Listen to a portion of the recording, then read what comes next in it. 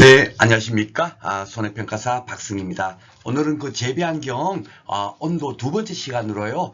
지난 시간에는 우리가 그 이론적인 뭡니까 온도에 대해서 중점적으로 살펴보았고, 오늘 시간에는 이 온도로 인해서 온도가 적정한 온도가 아니었을 때 입는 피해인 냉해와 한해에 대해서 어떤 것인가를 살펴보고 그리고 그 대책에 대해서 공부해 보도록 하겠습니다. 어제 지난 시간에서 우리가 공부했던 내용도 시험 출제가 매년 한 문제 이상 출제가 됐지만 오늘 배울 내용도 꾸준하게 한 문제 이상 출제가 되고 있어요. 그러니까 제가 강의는 두 강으로 했지만 실질적으로 뭐 수분이라든지 온도라든지 이런 쪽에서 꼭 해마다 두 문제 아니면 세 문제씩 이렇게 출제가 되고 있다라고 생각하시면 되겠습니다. 자, 오늘 이제 첫 번째 별롱이 이제 저온장이에요. 온도가 낮았을 때 입는 피해, 그걸 갖고 저온장이라고 하는데 다른 말로 냉해라고 하기도 합니다. 요 얘기는 여러분께서 어떻게 구분해 주시면 좋으냐면요. 쉽게 말해서 영하의 온도에서 영하 이하의 온도에서 입는 피해가 아니고 영상의 온도에서 입는 피해다. 요렇게 딱 생각하시면 돼요. 그리고 이제 오늘 또 배울 이제 한해 동해는요, 영하의 온도에 처했을 때 입는 피해, 그걸 갖고 한해 동해라고 한다. 그렇게 딱 개념 잡으시면 되겠습니다. 그래서 여기서도 보면은 의해 갖고 보면 결빙이 생기지 않는 범위에 저온에 의해서 받는 피해 이렇게 되잖아요. 결빙이 생기지 않는 범위니까 결국은 물은 0도 이하에서 얼기 때문에 0도 이상의 온도에서 입는 피해 딱 그렇게 생각하시면 되겠고, 요 뒤에 내용이 제가 경황 바탕으로 딱 해놓은 이유가 뭐냐면요, 요것이 실제 지문에 그 출제가 우리가 기출문제 출제되었어요. 출제가 됐는데 혼성 작물은 0도에서 저장할 경우 저온장애 발생한다 해갖고 딱 이렇게 해놓은 이유가 뭐냐면요, 우리가 지난 시간에 배웠죠. 혼행성 작물 같은 경우는 서늘한 곳에서 잘 자라니까 영상의 온도에서, 쉽게 말해서 영상 5도, 뭐 영상 2도 이런 데서 피해를 잘 당하지 않을 거 아닙니까? 그렇죠? 그러니까 주로 뭡니까? 저온장애라든지 냉해 피해를 입는 작물은 주로 뭐다? 호온성. 예, 온도가 높은 온도에서 잘 자라는 작물들이 저온장애를 입는다라고 생각하시면 되겠습니다. 그리고 요 밑에 내용은요, 우리 그 10회 때 브리타 문제로 또 한 문제가 나왔어요. 항상 보면 이 재배 환경 쪽에서 브리타 문제가 나오는데 그런 부분이 굉장히 이제 이론적인 접근이기 때문에 뒤에 가서 재배 기술 쪽에 하면 브리타 문제가 없다라고 생각하면 돼요. 그럼 우리가 인간적인 사고로 풀 수 있잖아요. 근데 학자들께서 막 연구해 놓은 거 순수한 농학 용어로 막 뭡니까? 기술을 연구해 놓은 것을 갈로치기 문제로 나오면 사실 그것은 굉장히 어렵거든요. 그 농학 용어 사전 그 네이버 검색에도 어떤 이미지 없어요. 여러분들 한번 그 뭡니까? 그 다음에 기출 문제 중에서 좀 진짜 정말 이거 야 어렵다라고 생각하는 게 있으면 기출 문제의 내용을 갖고 뭡니까? 검색을 해봐 보시면 풀 수가 없습니다. 그 내용이 이해가 안 돼요. 그런 문제가 간혹 가다가 뭡니까? 1년에 한 문제 날똥말똥 하는 그 정도 범위에서 출제가 돼 있어요. 그래서 10회 때 가장 어렵던 문제가 바로 여기 온도편에서 나온 문제가 가장 어려웠는데 그 내용은 제가 그 문제를 풀면서 한번 설명하도록 하겠습니다. 그 때문에 제가 이 내용을 추가를 했다라고 생각하시고 그 문제를 풀면서 그럼 우리가 어떻게 그런 문제를 풀어야 되겠다, 그 방법을 같이 이렇게 공부하도록 하겠습니다. 오늘은 일단은 저온장애는 영상의 온도에서 입는 피해를 저온장애라고 한다. 그거 하나 여러분께서 기억을 하시고요. 그러면 이제 우리가 앞에서 지난 시간에서 배운 거 생육 최저온도 그거 있지 않습니까? 그죠? 최저온도 최고온도 있지 않습니까? 생육이 가능한 온도 중에서 가장 최저치, 그죠? 예, 그 온도 이하에서는 어떻게 되겠죠? 예, 저온장애가 발생하겠죠. 그죠? 딸기에 만약에 생육 최저온도가 2도다 그러면 영상 1도에서도 딸기는 어떻게 되죠? 저온장애가 발생을 할 거예요. 그죠? 그렇게 생각하시면 되겠습니다. 자, 좋은 장애의 이제 사례해가지고, 이거 뭐 특별한 것도 아닌데 한 페이지로 만들었죠. 요걸 갖고 한 3번 정도 기출문제 나왔어요. 쉽게 말해서 대표적으로, 안스림 극락조와 같은 이제 화해, 뭡니까, 작물을 갖고, 시험에 출제가 됐었고요. 요 안스림 극락조는 주로 어떻습니까? 열대 지역에서 잘 자라는 작물이겠죠. 요것도 남아프리카니까 열대 지역에서 잘 자랄 거예요. 그죠? 그러니까, 이런 작물, 이런 화해 작물들은 뭡니까? 0도가 아니라 영상 4도만 되더라도 좋은 장애가 발생하는 거예요. 그러니까 좀 특이하죠. 그죠? 그러니까 요것이 시험 문제가 나온 거예요. 그래서 워낙에 출제가 많이 되니까, 안스림, 여러분들 안스림 요거는 많이 보셨죠. 그죠? 예, 요게 안스림이고, 극락조화는, 와, 진짜 정말 멋지게 생겼어요. 그죠? 꽃이. 예, 요게 극락조화입니다. 요런, 뭡니까? 화해 작물들은 영상 4도 이하에서, 뭡니까? 취했을 때 좋은 장애가 발생한다. 그렇게 기억하시면 되겠습니다. 이렇게 사진까지 같이 공부를 딱 봐버리시면 연상작용돼서 한번 이렇게 딱 보시면 이해를 하실 겁니다. 자, 그리고 이제 그 냉의 분류, 이것은 뭐냐겠어요. 그리고 노학 학자님들께서 이제 또 냉의를 갖고, 야, 이렇게도 분류를 하고 저렇게도 분류하고, 이제 학문적인 연구 이제 성과를 내야 되니까 그렇게 분류를 한 거예요. 그러니까 그 분류를 하니까 지연형 냉의가 있고, 장애형 냉의가 있고, 병해형이 있고, 혼합형이 있더라 이거예요. 쉽게 말해서 병해형 같은 건 뭐겠습니까? 병해충의 침입에 대해서 저항성이 저하돼 갖고 병해충의 발생을 조장하는 유형, 이런 것들이 병해형 냉해구나 이렇게 한 거예요. 그러니까 요걸 쉽게 이해할 수 있죠. 혼합형이 뭐겠어요? 뭐 진해형, 장애형, 병해형, 이런 것들이 짬뽕돼서 뭡니까? 그 수확량 감소에 영향을 주는 유형을 혼합형 냉해라고 한다. 이렇게 분류를 한 겁니다. 그러니까 실질적으로 우리가 알아야 될 것은 지형형 냉해와 장애형 냉해가 과연 어떻게 구분되어지는 건가? 그것만 정확하게 우리가 이해를 하시면 되겠죠. 그죠? 그런데 여러분께서 우리가 타 교재를 보더라도 읽어도 사실 뭔 이미지 정확하게 잘 들어오지 않아요. 그래서 제가 뭡니까? 토양 필수 원소도 질소 같으면 영양생자, 그것만 기억하자. 그죠? 칼륨 같으면 수분 외 공급과 제약, 그것만 기억합시다. 딱 그랬지 않습니까? 그죠? 그런 것처럼 딱 지연형 냉의 그 의미만 정확히 알면 돼요. 지연형 냉의 의미가 뭐겠습니까? 이거 풀면 생육이 지연되는 그런 피해, 그걸 갖고 지연형 냉이라고 하겠죠. 장애형은 뭐겠습니까? 장애를 입는 그런 냉의 피해를 장애형 냉이라고 할 거예요. 그렇죠? 예, 가장 큰 특징은 바로 그겁니다. 그 뜻 그대로 뭡니까? 요 의미를 파악하시면 돼요. 요것이 왜 우리가 구분해야 되냐면, 이것을 아는지 모르는지, 야, 이게 무슨 형태의 냉해냐, 이게 무슨 형태의 냉이냐, 이렇게 문제가 출제되고 있어요. 그리고 금년에도 출제될 가능성이 굉장히 높습니다. 예, 그러니까 그걸 알아야 되겠죠. 지연형 냉해 먼저 볼까요? 냉온 또는 일조의 부족으로 둥숙기에 낮은 온도에 처함으로써 생육이 늦어져서 수확량이 감소하는 유형이잖아요. 생육이 늦어져, 생육이 지연되어 가지고 결국 수확량이 감소하는 겁니다. 그렇죠? 그걸 갖고 지연되었다 하니까 지연형 냉이라고 여러분께서 딱 이렇게 이해를 하시면 되겠고, 장애형 냉이는 뭐냐면 잘 봐보세요. 생식세포의 감소분열이 여기 갖고 제가 일일이 설명 안 드립니다. 요 뒤에 다 교재에도 이렇게 주석으로 다 달아놨어요. 그죠? 그러니까 감소를 부르기는 게 뭐냐? 이런 것이 중요한 게 아니니까. 그렇죠? 감소 분열계 냉온의 영향으로 불임 현상이 초래되는 유형이야. 불임이 쉽게 말해서 수정이 안 되는 거죠. 그렇죠? 그러니까 요 장애형 냉해의 특징이 뭐냐? 그럼 딱 봐보시면, 꽃이 암술과 수술이 딱 있을 때 그것이 수정이 맺어져야지만이 그 다음에 뭡니까? 그 열매를 맺을 거 아닙니까? 열매를 맺어야 뭐 과일이 달리든지 할 거 아니에요. 근데 그 열매를 불임이라는 게 뭐예요? 임신이 안 됐다는 거니까 결국은 수정이 안 됐다는 거죠. 그죠? 수정이 안 되면 어떻게 되겠습니까? 열매가 맺지를 못하고, 열매를 맺지 못하면 아무런 재배의 아무런 효과가 없게 되는 거겠죠. 그러니까 피해는 어떤 것이 가장 피해가 큰 거죠? 장애형 냉해가 가장 큰 겁니다. 이게 피해가 가장 크다. 그리고 이것은 결국은 어떨 때 생기냐? 장애형 냉해는 바로 이렇게 생장기, 꽃이 딱 피었을 때, 그죠? 요럴 때 장애형 냉해, 요럴 때 낮은 기온이 딱 쳐버리면 꽃이 어떻게 됩니까? 냉해 피해를 얻었어요. 그러면은 수정이 되겠어요? 안 되겠어요? 예.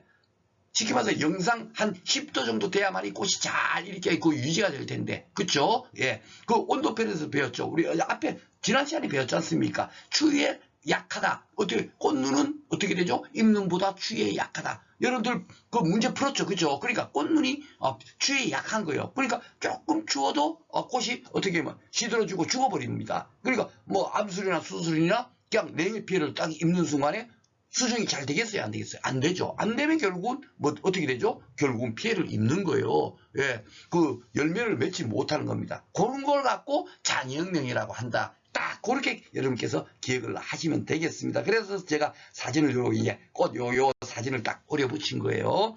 문제를 풀면서 다시 한번 더 이렇게 개념 잡으면 되겠구나 라고 생각하시면 되겠습니다.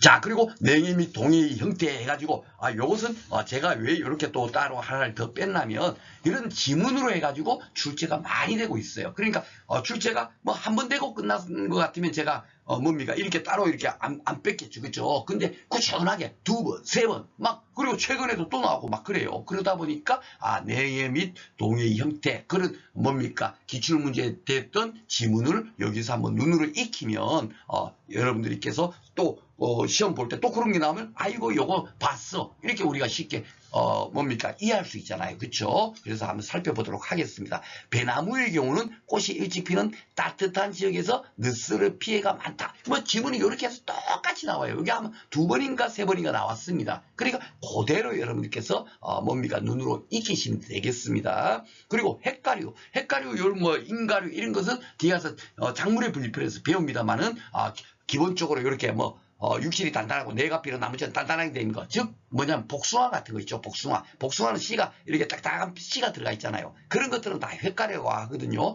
그런 복숭아 같은 경우는 느스르 피해에 민감하며 잎눈이 꽃눈보다 내한성이 강하다. 그죠? 여기 지금 돼 있네요. 그죠? 느스르 피해에 민감해. 그러니까 헷가류가 주로 냉해 피해를 많이 받는다 이거예요. 그리고 잎눈이 꽃눈보다 내한성이 강하다. 이게 지금 뭐겠습니까? 꽃눈이 내한성이 약한 거죠. 내한성 결국 뭡니까? 요 한은 가물 한자가 아니고 찰 한자겠죠. 그렇죠? 찰 한자를 씁니다. 여기 한은. 그래서 추운 것을 견디는 성질이 어떻게 꽃눈은 더 약하겠죠. 그러니까 쉽게 조금 전에 그 설명드렸던 장애형 냉해를 피해를 입는 겁니다. 그렇죠? 그래서 사진을 일부러 제가 하나 또 여러분들한테 이게 워낙에 시험 문제 많이 나오니까 제가 사진을 오래 붙였어요. 왜 시험 문제 많이 나올까? 이렇게 진짜 뭡니까? 실제 경제학 현장에서 이런 피해를 많이 당하니까. 여기 지금 글자가 조금 안 보입니다만 어떻게 돼 있냐면요. 과수꽃 만개 시기 평년보다 빨라. 늦스를 피해주의 이렇게 되는 겁니다. 예, 요 똑같은 요런 내용이죠. 예, 너무 빨리 이렇게 뭡니까 늦스리가 딱 내림으로 해서 그쵸? 예, 꽃이 일찍 피어버렸는데 늦스리가 내렸어요. 그러면 결국은 늦스리 피해를 이렇게 당하는 겁니다. 결국은 어디서 당해요? 요 지금 잘 보고 있지만 요게 암수일 거고 수술은 딱 한 개 있는 게 아마 수술일 겁니다. 그쵸? 예, 이런 것이 냉해 피해를 입는 거예요. 이런 피해가 무슨 피해다? 예, 장애형 냉해더라. 그쵸? 예, 바로 그거예요. 예, 이렇게 연관지어 갖고 항상 재배 현장과 연결 지어 갖고 시험 문제가 나온단 말입니다. 그죠?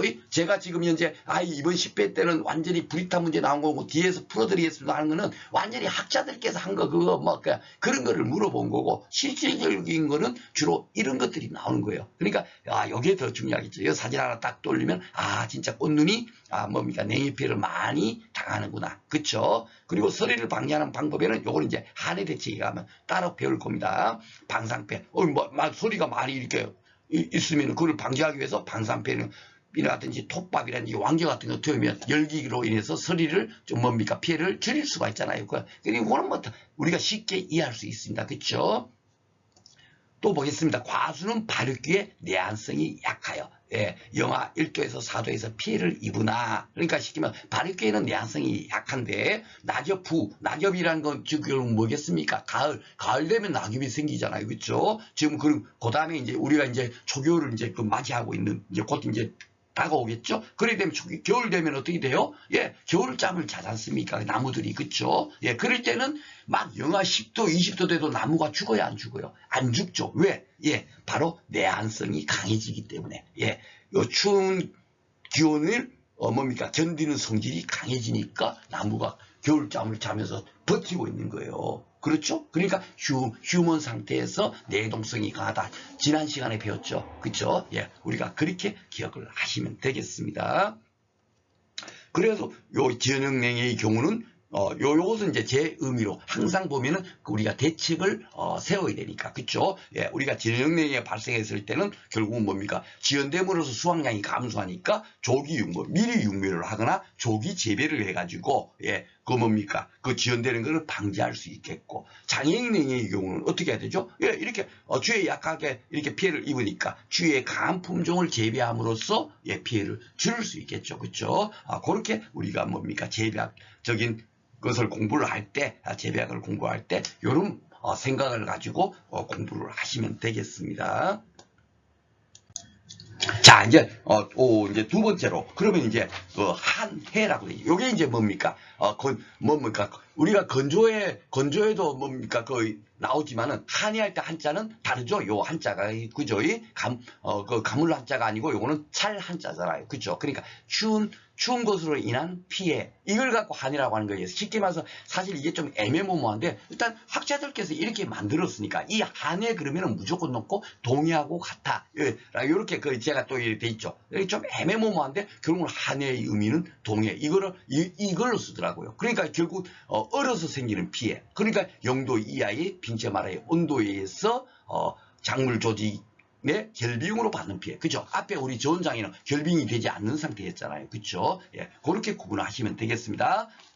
그래서 이제 요게 이제 그 내동성 증가 요인 해갖고 제가 이렇게 해놨는데, 요것이 시험 문제 현재 나오지는 않았어요. 나오지는 않았는데, 우리가, 지난 시간에 수분편 배울 때 보니까 뭐가 나오죠? 예, 내건성 나고 막 그랬잖아요. 그죠? 내건성에 대해서 막 시험 문제 나온 거 보셨죠? 그런 것처럼, 내동성의 증가 요인에 대해서 뭐 이렇게 물으면 또 알아야 되잖아요. 그죠? 그러니까 어떨 때 추위에 잘 견디는가? 이거를, 뭡니까? 알고 있으면, 추위에 잘 견디도록, 뭡니까? 작물 재배하면서 그것을 뭡니까? 그런 이론을 접목시킬 수 있잖아요. 그쵸? 예, 그래서 그걸 한번 제 나름대로, 정리를 해봤습니다. 자, 첫 번째, 세포 내 결합수, 모처럼 들었습니다. 우리가 제일 1강에서 결합수 배웠죠. 그죠? 토양수분편에서. 그죠? 결합수는 결국 뭐다? 모관수는 좋고 결합수는 나쁜 거야. 그죠? 왜? 결합수는 어떤 상태? 건토 상태. 물이 하나도 없는 상태. 그죠? 그러니까 물이 하나도 없으니까 pF 값이 높다, 낮다? 높죠? 예, 빨아당길 힘이. 아이고, 물이 하나도 없으니까 빨아당기겠어. 그래갖고 pF 값이 7.0인 거예요. 그렇죠? pF가 뭐예요? 토양 수분 장력이었잖아요. 그죠? 그러니까 토양 수분 장력이 너무 높아. 그것은 결국은 뭐다? 물이 많은 상태다? 아니다? 물이 없는 상태다. 우리가 그렇게 기억하라 그랬죠. 그죠? 예, 그리고 삼투압 또한 똑같이 우리가 동일선상에서 기억해버리면 제일 좋다라고 제가 말씀드렸습니다. 그러니까 삼투압도 당연하게 물이 없으면 삼투압이 높고 뭡니까? 물이 많으면 삼투압은 낮은 거예요. 수분 포텐셜은 물이 많으면 수분 포텐셜은 높고, 그죠? 예, 그러니까 수분 포텐셜과 토양 수분 장력은 반대적인 거다. 예, 그렇게 기억하라 그랬고, 토양 수분 장력과 삼투압은 똑같은 걸로 생각하고 뭡니까? 우리가 이해를 해버리고 뭡니까? 그 지문을 읽어 나가면 된다라고 말씀드렸어요. 그렇죠? 그러니까 결합수가 많다 그러면 물이 없는 상태고, 세포에가 삼투압이 높다는 건 물이 없는 상태잖아요. 물이 없으면 잘 얼까요? 안 얼까요? 잘 안 얼겠죠. 지금 이게 동해라는 건 이렇게 어는 거, 그죠? 얼어서 생기는 피해니까 얼지를 않겠죠. 물이 없으니까. 이럴 때는 내동성이 뭡니까? 증가되겠죠. 그죠? 예, 바로 그렇게 이해를 하시면 되겠습니다. 자, 두 번째, 전분 함량이 낮고 당의 함량이 높다. 예, 당 하면 뭐겠습니까? 설탕물 잘 얼어요? 안 얼어요? 잘 안 얼죠. 그런 것처럼 당의 함량이 높으면 잘 얼겠어요? 안 얼겠어요? 안 얼겠죠. 예, 그렇게 여러분께서 이해를 하시면 돼요. 시험 문제가 나오더라도, 예. 그 세 번째, 칼슘이온, 예, 마그네슘 이온, 이런 것들은 칼슘이다 하면은 뭐죠? 예, 칼슘, 예.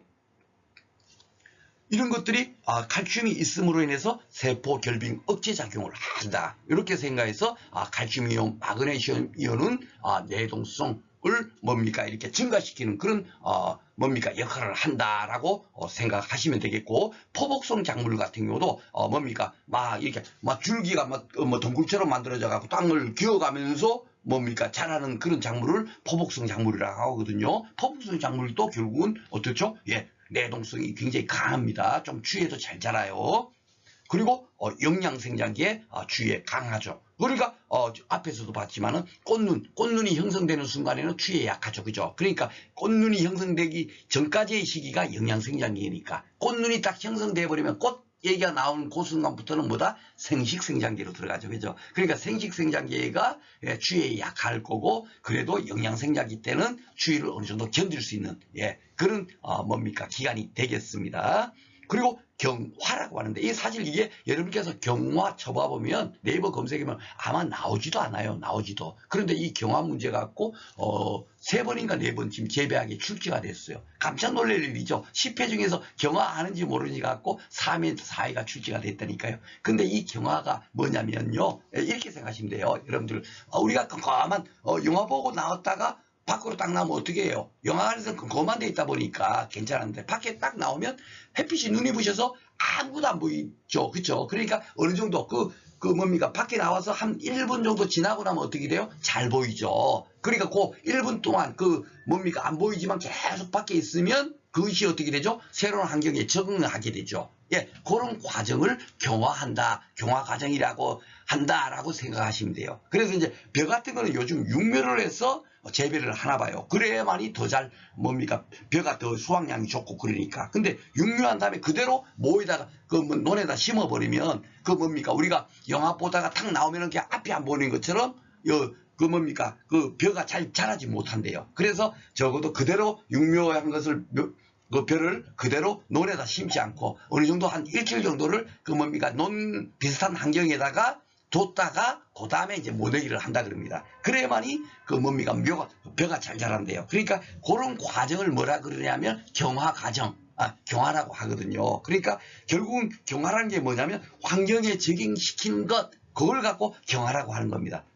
여기서 우리 기출문제가 여기도 요 경화라는 단어를 써갖고 제가 어쩔 수 없다. 여기도 넣은 거예요. 네이버에 뭐 이렇게 찾아봐보면 뭐 한해 대책에 뭐 무슨 좀 내동성을 강화시키는 게 경화 뭐 이런 게 절대로 없습니다. 아셨죠? 그러니까 이게 지금 얘기가 뭐냐면 월동작물이 5도씨 이하의 저온에 계속 저하게 되면 어떻게 되죠? 처음에는 아이고 추워 그랬는데 우리도 지금 그렇잖아요. 그쵸? 예. 우리가, 여름에 그렇게 덥다가, 지금 갑자기 추워졌죠, 날씨가. 그쵸? 갑자기 날씨가, 저도 지금 목에 이렇게 또 뭡니까? 목폴라 같은 거, 제가 추위를 많이 타가지고, 목폴라 티를 입어요. 예. 목이라도 따뜻하면 좀 추위를 견딜 수 있잖아요. 그죠? 근데 처음에는 탁 추워졌을 때는, 너무 추워. 그런데 지금, 뭡니까? 어느 정도 이제 시간이 이제 그것을 적응하고 나니까, 아이고, 뭐, 그렇게 추운 줄 몰라요. 그죠? 왜냐면, 그만큼 찬기운해지면 이제 적응이 돼 있거든요. 그죠? 그런 단계를 경화라고 하는 겁니다. 그래서 계속 이렇게 저온에 처하게 되는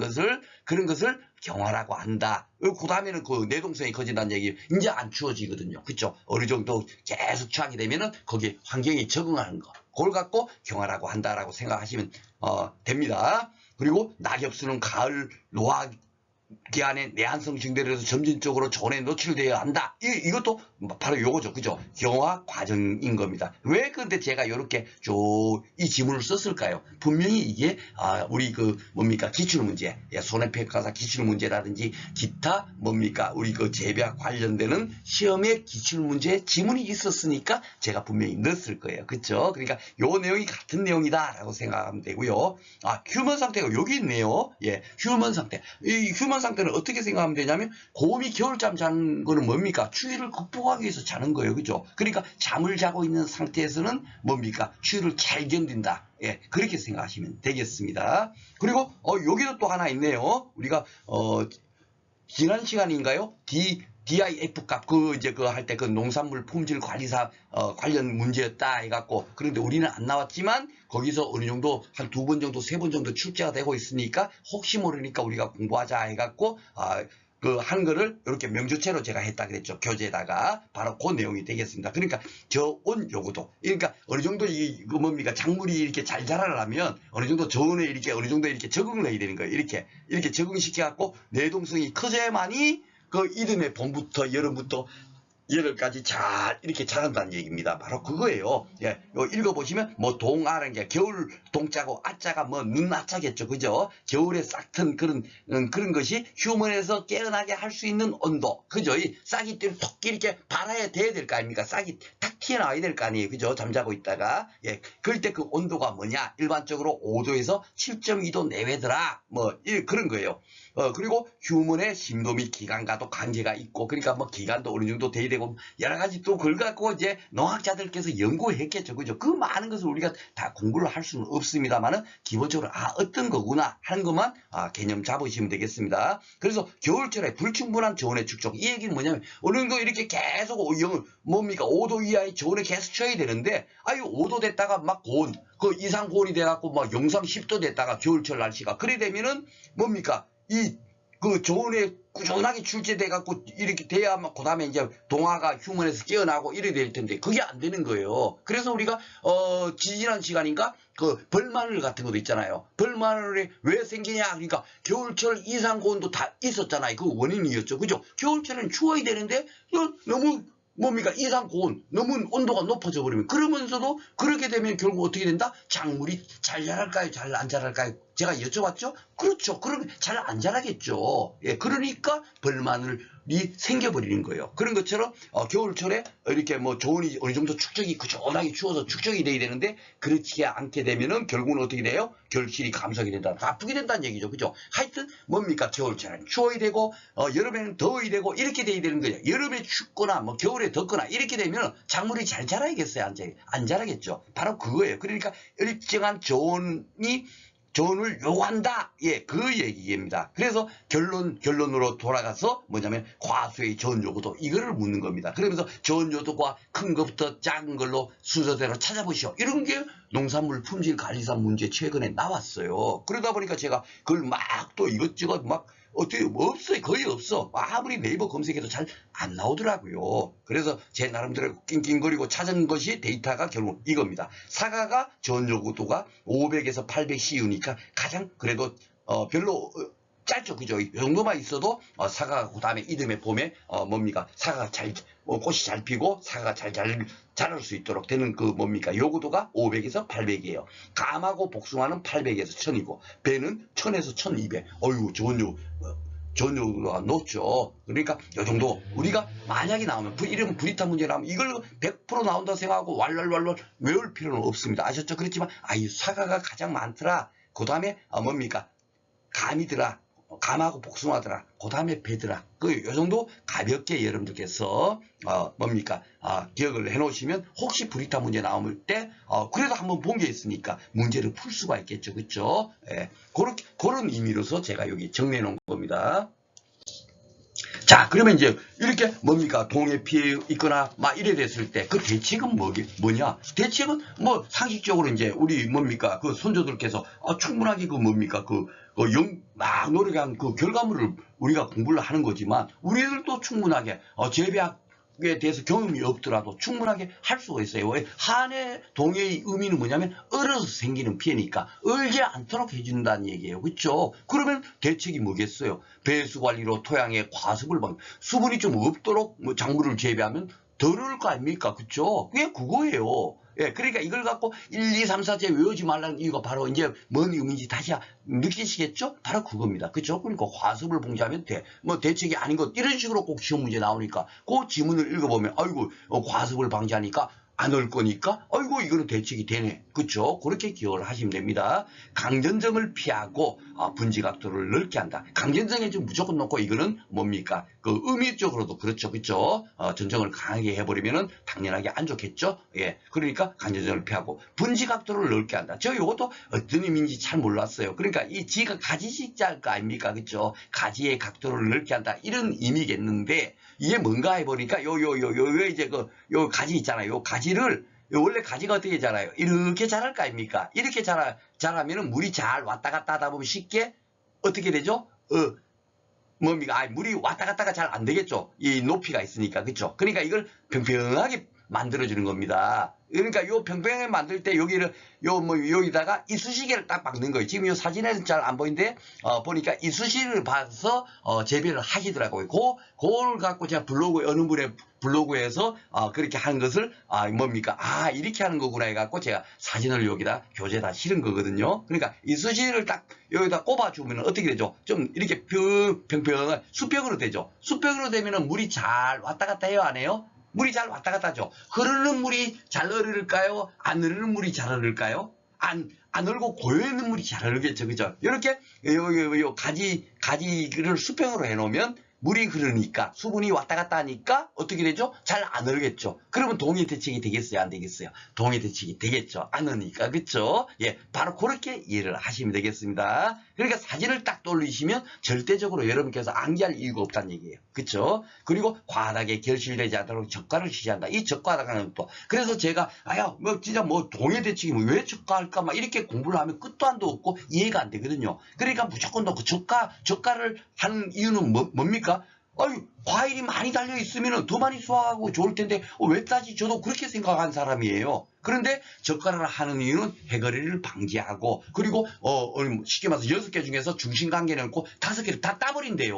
예, 그거는 그냥 쉽게 말해서 따버린다는 얘기는 그건 없앤다는 얘기겠죠. 한 개만 남겨놓는 거야. 그걸 왜 그러지? 6개 달아놓으면 더 많이 수확이 되기 좋을 텐데 그게 아니라 5개를 쏟아내므로해서 그 한 개의 사과가 어떻게 되죠? 잘 자라겠죠. 영양분을 혼자만 먹으니까. 그렇죠. 그러니까 그 저가를 하는 거거든요. 그러니까 재배 좋으려고 저가를 하는 겁니다. 그렇죠? 그러니까 저가를 실시한다 이런 거는 재배 돌아가기 위해서 하는 거니까 당연하게 한해 대책이 될 수가 있는 겁니다. 아셨죠? 그렇게 이해를 하시면 되겠습니다. 그리고 이제 응급 대책이란 건 뭐냐면 뭡니까? 이제 한해 그러니까 얼었어. 현재 작물체가 얼은 상태예요. 그러면은 당장 이거 어떻게 하고 가만 놓고 넉넉고 가만히 있을 수가 없잖아요. 그죠? 그렇다면 어떻게 되냐? 응급대책으로. 저녁에는 광계라는 게 뭐냐면요. 물을 대주는 거예요. 물을. 예. 물을 대주는 거를 광계한다라고 우리가 그 건조의 대책에서 광계한다 그게 나왔죠. 그죠? 예. 건조하니까 물을 대주는데 예, 토양에다가 그럼 그게 근본적인 대책이죠. 그죠? 이거 얼어 있는데 왜 물을 대주지 않은데 그 물을 토양에다 뿌려주면 어떻게 되죠? 예, 그 물이 결국 수증기로 바뀔 거 아닙니까? 수증기가 돼가지고 어떻게 되죠? 동상해를 방지한대요. 그래서 관계도 하나의 대책이 될 수 있다 하는 거고 이 송풍법은 뭐냐면 이게 요것도 2-3번 정도 시험 문제에 나왔어요. 요게 뭐냐면 쉽게 말해서 공기가 땅 지표면은 좀 차겠죠. 공기가 그죠? 겨울철에는 그렇죠. 그런데 상층부 저 위에 100m 위에는 어떻겠습니까? 토양부터 100m 위에 공기는 거기는 따뜻하대요. 그러니까 위에 선풍기 같은 걸로 해갖고 위에 있는 공기를 토양 밑으로 다시 이렇게 내려오게 하면 어떻겠죠? 따뜻한 공기가 밑으로 오면 그렇죠. 예, 어는 것이 좀 방지가 되겠죠. 그걸 갖고 송풍법이라고 하는 겁니다. 아셨죠? 그리고 제가 이렇게 표시해갖고 이렇게 글자체도 바꿔서 이렇게 넣은 이유가 뭐냐면, 요것이 실제로 시험 문제 한 2번 정도 나왔어요. 10번, 2번, 3번 정도. 그렇기 때문에 그대로 제가, 그 내용을 넣은 거고, 그 중에서, 출전이 요구하는 것이 뭐냐? 바로 헷갈려. 송풍법, 이런 것인 거예요. 아셨죠? 그러니까 송풍법을 알아야 되고, 헷갈려는 앞에서, 지난 시간에 배웠죠? 한번 읽어볼까요? 최근 지구온난화에 따른 기상이변으로, 그죠? 앞에서도 이런 걸로, 문제가 지문을 제가 만들었죠. 그죠? 그렇게 계속 나오고 있는 거예요. 개화기가 빠른, 너무 꽃이 빨리 피는 핵가루에서 서리 피해가 빈번하게 발생한다. 그래갖고 제가, 느스레 피해갖고, 사진, 지난 슬라이드에서 제가 보여드렸잖아요. 그죠? 그게 바로 그겁니다. 그래서 특히 하수원이 강이나 저수지 옆에 있을 때는 어떻게 되죠? 서리피해가 더 심하겠죠. 여기는 물이 많이 있으니까. 그죠? 발생 확률이 당연히 높을 거고. 따라서 일부 농가에서는 상층의 더운 공기를 아래로 불어내려 가수원의 기온전환을 막아주는 무슨 법을 사용하고 있다? 요 송풍법이죠. 그죠? 위에는 더운 공기가 있으니까. 그거를 밑으로 내려오게 하는 거. 그걸 갖고 송풍법이라고 한다라고 생각하면 되겠고요. 또 그리고 응급대책이 뭐가 있겠어요? 이온이나 거적이나 플라스틱 같은 걸 이런 걸 직접 덮어주는 거예요. 토양이 차니까 거기다가 뭐 쉽게 말해서 뭐 가마떼기 같은 거 덮어주면 어떻게 돼요? 토양이 좀 따뜻해지겠죠. 그쵸? 이런 것들도 방법이 되는 겁니다. 그쵸? 막 완전히 뭐 이상한 거 뭐 그런 걸 생각할 필요가 없어요. 우리가 그 뭡니까? 인간적인 사고로 충분히 생각할 수 있고 또 연소법이라는 건 뭐겠어요? 이것도 앞에서 지난 시간에 기출문제 풀어내는 데서 요 지문이 그대로 나왔죠. 톱밥, 안겨 등을 원료를 태워서 열을 작물로 보내는 방법. 그죠? 야, 이런 거, 톱밥 같은 거 되면 그 온도가 열이 발산될 거 아닙니까? 그죠? 그래서 그 열이, 작물체, 그 뭡니까? 딱 접하는 순간에, 어느 것이 좀 이렇게 덜 어는게 되겠죠. 그죠? 그런 방법이 있는 거고.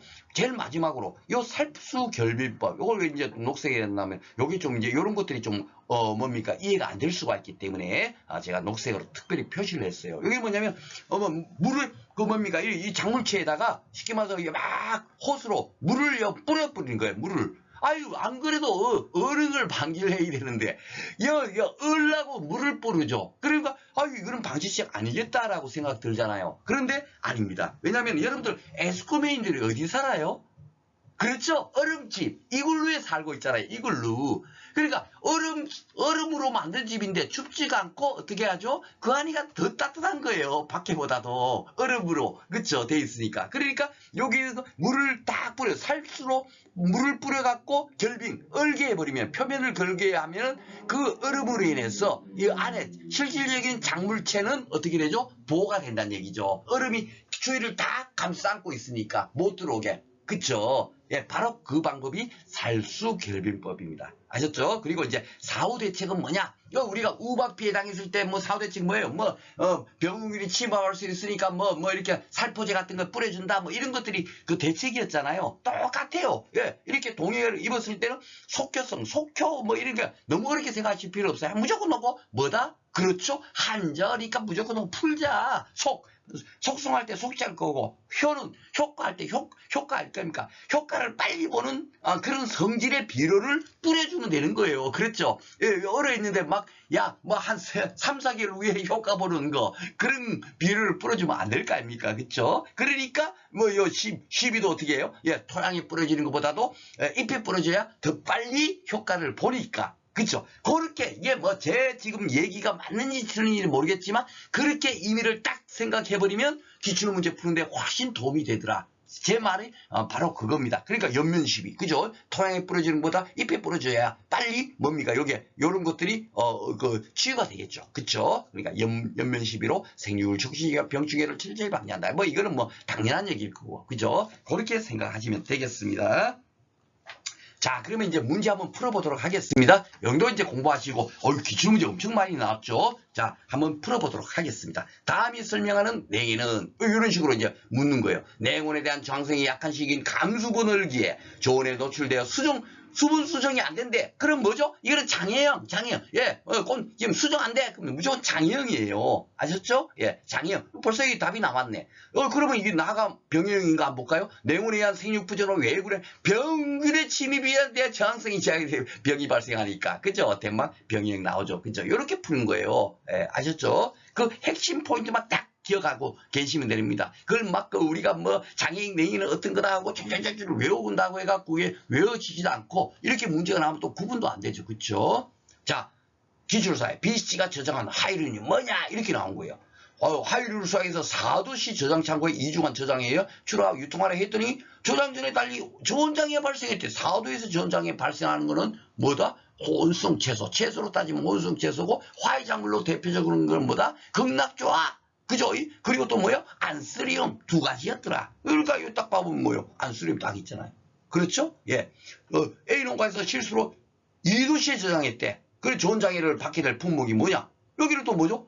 극락조화. 이런 식으로 계속 나온 거예요. 4회 때 안쓰리움 나오고 5회 때 극락조화. 그쵸? 예. 그러니까 제가 그 한 페이지로 만든 겁니다. 7회 또 나왔죠. 7회 때는 4도씨 저장 시 좋은 장애 발생한 절하로 쫙 쳐진 거. 안쓰림 나오고 극락조화도 나왔으니까 이번에 딴 거 나올까? 야, 딴 거 혹시 있어? 그런 것까지 공부 안 하셔도 된다니까요. 봐보세요. 극락조화, 안쓰림. 그냥 요걸만 나오잖아요. 그쵸? 그러니까 너무 세부적으로 할 필요 없고 큰 틀만 공부를 해갖고 우리가 기본적으로 우리 목표가 뭡니까? 이거 노학박사 되려고 하는 게 아니잖아요.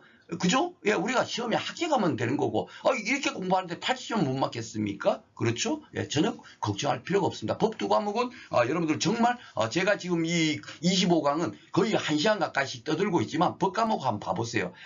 그렇게 오래 안 걸립니다. 예, 그러면서도 여러분들 그냥, 쉽게 머릿속에 그냥 딱 들어갈 거예요. 그죠? 저 또한 제가 강의하기 전에 뭐 제가 공부를 많이 하고 가지도 않았지만은 이 정도만 하니까 야 이게 만점이 맞더라 이런 걸 제가 다 경험한 사람 아니에요. 그런데 제가 그만큼 공부했다 여러분 요만큼만 공부해가도 100점 맞으니까 더 이상 공부하지 마세요 하지는 않겠죠. 그죠? 저는 2차 시험까지 합격을 목표로 상법 본편하고 농업재본 법령 제가 진짜 자신 있는 거는 바로 그 두 과목입니다. 예, 그러니까 그것을 제가 진짜 정말 앞으로 이제 특화시켜서 제가 이제 강의를 하려고 하니까 꼭 여러분께서 상법 본편, 농제법 많은 관심을 부탁드리겠습니다.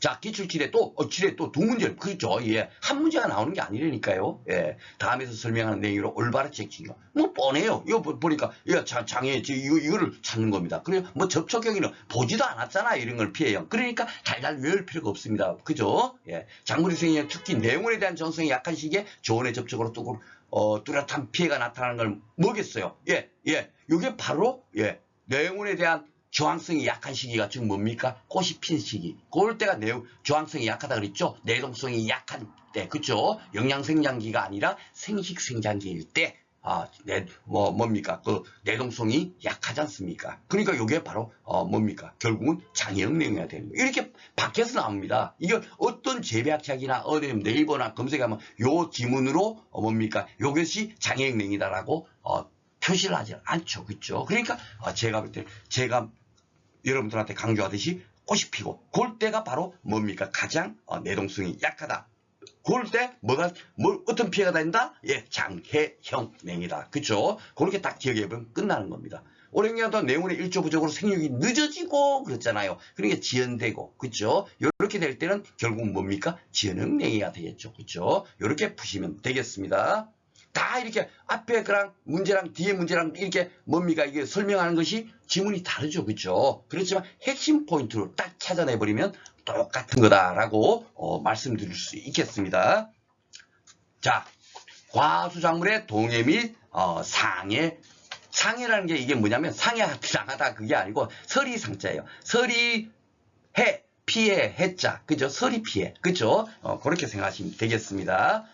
그러니까 쉽게 말해서 뭐 얼지 않고 이러더라도 꼭 이게 동해, 상해, 한해 이것은 같은 의미로서 항상 문제가 이렇게 나오고 있으니까 같은 세트다 생각하고 공부를 하시면 되겠고 냉해하고 저온장애는 완전 다른 거다. 그쵸? 예, 그거는 얼지 않는 피해. 그쵸? 그렇게 구분해서 두 가지만 딱 명심하시고 문제를 보시면 되겠습니다. 옳지 않은 거네요.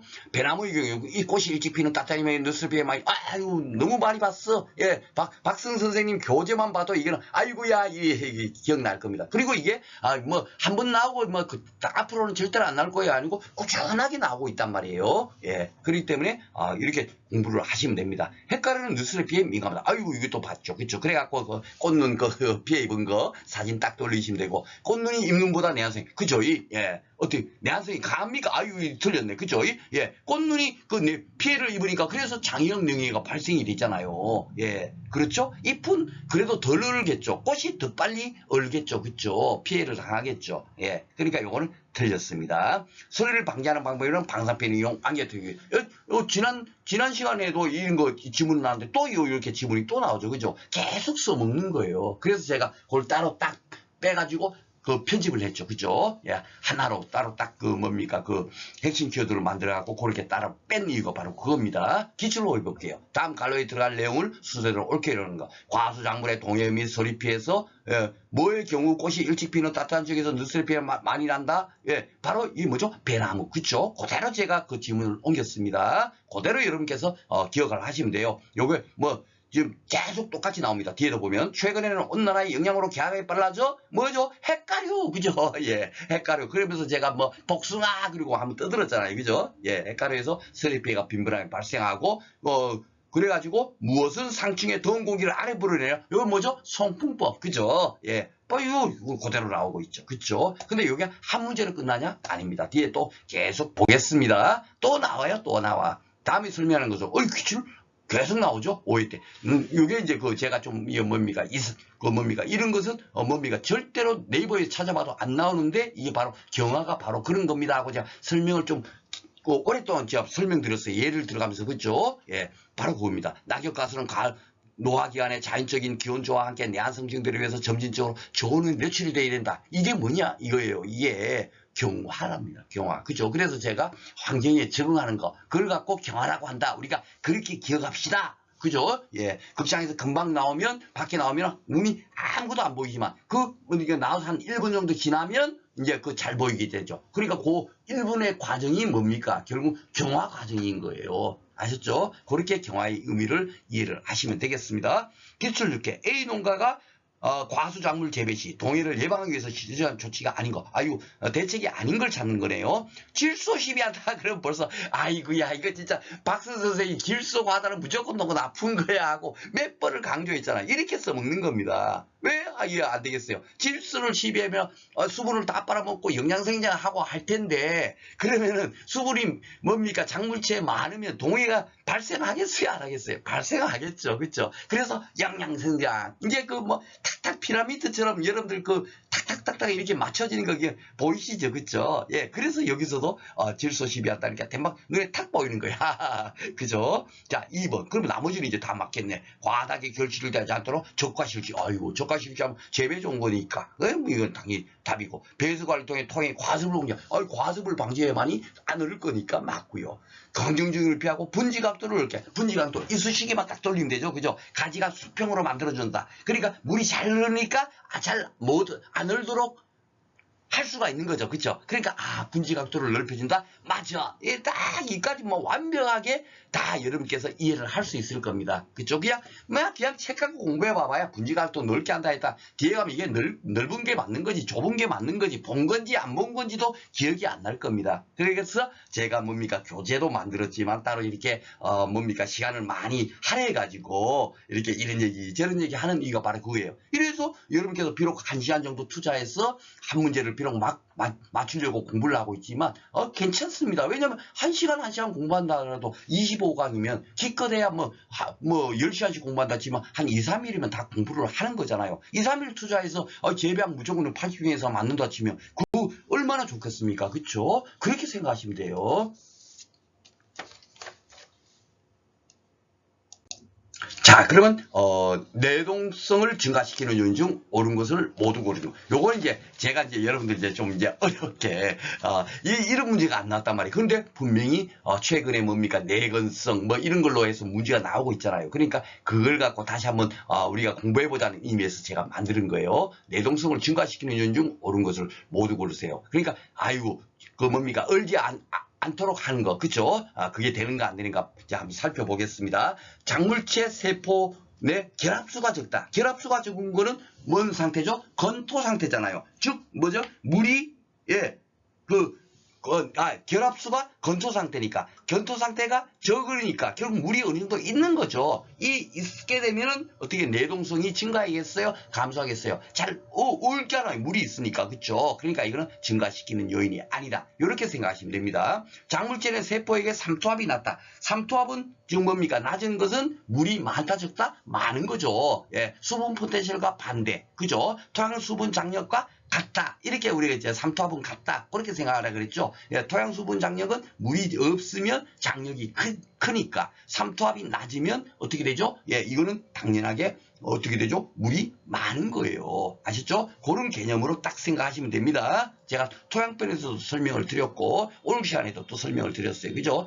삼투압 그러면 여러 가지 이렇게 저렇게 네이버 검색해서 이 의미가 뭔가 아무리 알려도 잘 의미가 안 돼요. 그러니까 우리는 이것이 나오면 무조건 넣고 물이 이게 삼투압은 낮으면 무조건 넣고 물이 많다. 그죠? 이 토양수분 장력처럼 그렇게 해석을 하면 됩니다. 그러니까 물이 많으니까 이거는 내동성 증가시키니까 아닙니까? 아니죠. 예, 잘 얼게 되겠죠. 틀렸고.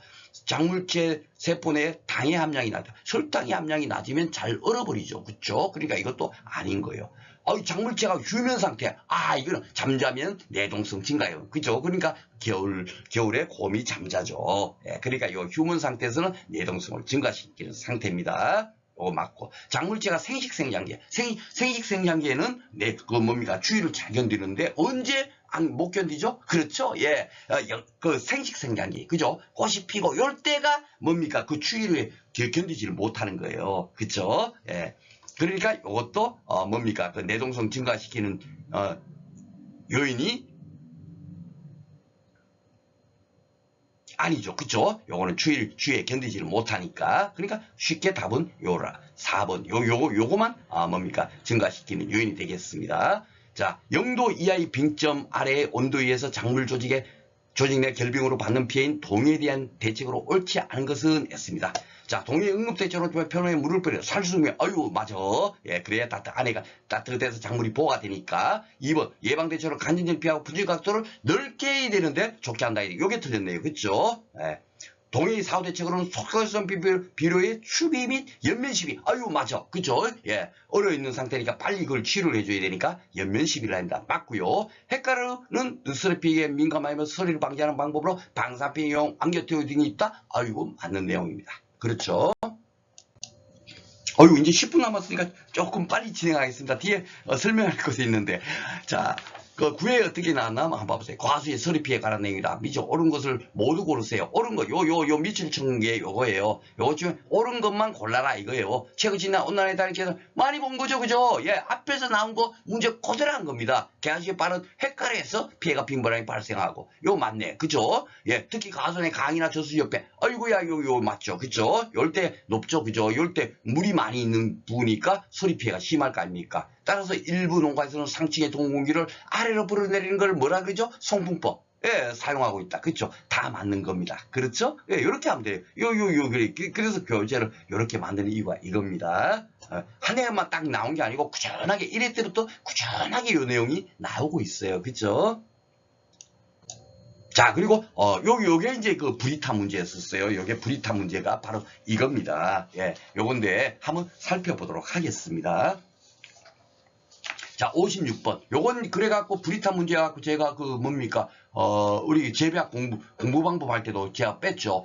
근데 중요한 게 그걸 빼고도 제가 한 18문제, 19문제 정도를 제가 풀었죠. 그쵸? 예, 거의, 그러니까 그 정도 맨날 나오는 패턴의 문제는 18, 19문제는 그냥 껌딱지처럼 풀 수가 있습니다. 그러니까 전혀 걱정하지 마시고, 이거는, 진짜 굉장히 어렵게 나왔어요. 예, 그래서 제가 막 이거 찾고 네이버도 검색하는데 그래도 답이 안 나오더라고. 굉장히 어려웠던 문제입니다. 옳게 나란 것은 했습니다. 작물에서 저온장애의 초기 증상. 아이고 저온장애 우리 기본적으로 그 뭡니까? 그 얼지하는 그 피해를 저온장애다. 우리는 그까지만 공부를 했는데 초기 증상에는 지질 성분의 이중층으로 구성된 어디에서 상진환이 일어나며 이 상진환 여러분들 강의 끝나고 난 다음에 한번 네이버 검색해 보십시오. 아마 여러분들 이 상진환의 의미를 제가 알지 못할 거예요. 저도 이걸 알려고 그렇게 노력했는데 굉장히 어렵더라고요. 그래서 제 나름대로 분석한 거를 갖고 오늘 이제 강의를 하도록 하겠습니다. 그 어려운 내용 갖다 놔놓고 막 그대로 떠들어 줘봐봐야 여러분들 그 이해도 되지도 않을 거고, 그죠? 그거는 아무런 도움이 안 되거든요. 그거는 진짜 그 강의를 안 하는 게 맞죠. 그죠? 그래서 제가 그 내용은 아예 여기서 논의를 했습니다. 그래서 이중층으로 구성된 어디에서 상전환, 이 상전환이라는 게 서로 상자를 쓰는 것 같아요. 제가 볼 때는 서로 전환이 일어나며 이렇게 이해를 하셔도 되겠습니다. 그러니까 어디에서 상전환이 일어나겠어요. 여기 보면 세포막이 있고 세표벽이 있고 이 결국은 우리가 인간적인 사고로 풀어야 되잖아요. 그렇죠? 인간적인 사고로 풀어야 되는데 주로 어디에서 되냐면 벽이겠어요? 막이겠어요? 여러분? 제가 볼 때는 세포막이에요. 그죠? 이 세포막 그 막길이 벽이라는 건 좀 이제 뭡니까 더 큰 구조일 거고, 세포막은 그 세포와 세포 사이에 어떤 막이 있는 거 그거잖아요. 그죠? 거기서 뭡니까 서로 이렇게 전환이 일어난다. 그렇게 이해를 하시면 좋을 것 같습니다. 그리고 세포벽, 세포막 이거 우리가 지금 농학 이론적으로 공부한다고 해서 네이버 검색해서 공부한다고 해서 정확하게 알 수도 없고, 또 안다고 해도 우리가 재배학 다음에 금년 10일에 손해평가사 재배학 시험 문제 보는데 제가 볼 때는 그렇게 큰 도움이 되지 않을 것 같아요. 그래서 그 부분을 제가 지금 현재 논의로 그것도 따로 구분하지 않고 지금 뭡니까 설명드리지 않고 강의를 진행하고 있는 점 이해해 주시기 바랍니다. 지질 성분에 포함된 포화지방산의 비율이 상대적으로 뭐할수록 저온에 강한 경향이 있다. 진짜 어렵죠, 그렇죠? 예. 그런데 이게 뭐 이제 다른 건 몰라도 포화지방산, 우리 그 뭡니까 불포화지방산 여러분들 그거는 여러분들 들어보셨죠? 예, 포화지방산, 불포화지방산, 그렇죠? 예, 그런 여러분께서 들어보셨을 거예요. 예, 포화지방산은 주로 어떤 걸 갖고 포화지방산이라고 하겠어요? 지방, 그렇죠? 예. 그 동물성 그 뭡니까 지방을 포화지방산으로 하고요. 그리고 식물성 지방을 불포화지방산이라고 주로 얘기를 해요. 그래서 주로 뭡니까 동물성 뭡니까 그 지방을 이 몸에 좋아요, 나빠요? 안 좋죠. 그래서 식물성 기름 막 주로 이제 그런 걸 많이 이렇게 사용하고 우리가 많이 섭취를 하려고 하죠. 그렇죠? 예, 바로 그겁니다. 그래서 이 작물체들도 이 포화지방산이 주로 이제 뭡니까 상온에서도 고체 상태로 돼 있대요. 딱딱하게 굳어 있는 상태입니다. 그러니까 이것이 비율이 상대적으로 낮아야만이 포화지방산은 나쁜 거다라고 생각하시면 되죠. 동물성 지방이니까 그죠? 나쁜 거니까 이런 것이 상대적으로 낮으면 결국 불포화지방산이 많겠죠. 식물성 지방산이 많겠죠. 식물성 지방산은 좋은 거니까 결국은 저온에 강한 경향이 있다. 이렇게 해석을 하셔야 될 것 같아요. 요 문제는 만약에 여러분께서 이 문제에 대해서 정확하게 나는 그래도 배우고 싶다면은 정말 농학 전공하신 강사님께서 혹시 이제 그 기출 문제를 풀어주는 게 있으면 그걸 통해서 이제 여러분께서 더 공부를 하시고 제가 현재 가지고 있는 식견으로는 이 정도밖에 지금 이제 설명을 못 드리겠어요. 그래서 제가 교재에다가 실어놓은 내용이 바로 이겁니다. 요것과 관련된 저온장애 이렇게 막 공부를 해봐도 요런 정도까지가 밖에 제가 이제 공부가 되질 않아요. 공부가 되지 않고 요 밑에 내용이 바로 이제 금년도에 출제되었던 그 내용 지문을 그대로 이렇게 옮겨놓은 겁니다. 아셨죠? 그래서 다시 한번 살펴보겠습니다. 작물에서 저온장애의 초기 증상은 지질성분 이중층으로 구성된 세포막에서 그죠? 세포막에서 서로 이제 전환이 일어나면서 저온장애가 발생한다. 그런 의미가 되겠고요. 지질 성분에 포함된 포화지방산, 포화지방산의 비율이 상대적으로 적을수록 저온에 강한 경향이 있다. 즉 뭡니까? 포화지방산의 비율이 상대적으로 적다는 얘기는 불포화지방산이 훨씬 많을 때, 그렇죠? 그럴 때 저온에 강한 경향이 있다. 그렇게 기억하시면 되겠고, 불포화지방산은 좋은 거니까 결국은 뭡니까? 저온에도 강해져 가지고 작물 재배에 이롭더라. 그렇게 기억을 하시면 되겠습니다. 금년이 아니고 지난해죠. 지난해도 광에서 조금 이제 정말 농학 이론적인 거 굉장히 조금 정말 그 세부적인 문제였었어요. 그래서 네이버 검색에도 제가 도저히 또 뭡니까 막히는 게 있더라고요. 더 이상 그 내용을 알 길이 없어요. 그런 문제가 9회 때 나왔습니다. 그런데 그것이 10회 때 나오냐? 그런 비스무리한 것도 나오질 않아요. 너무 쉽게 나왔죠. 금년도에는 BC 그죠? 답이 이산화탄소예요.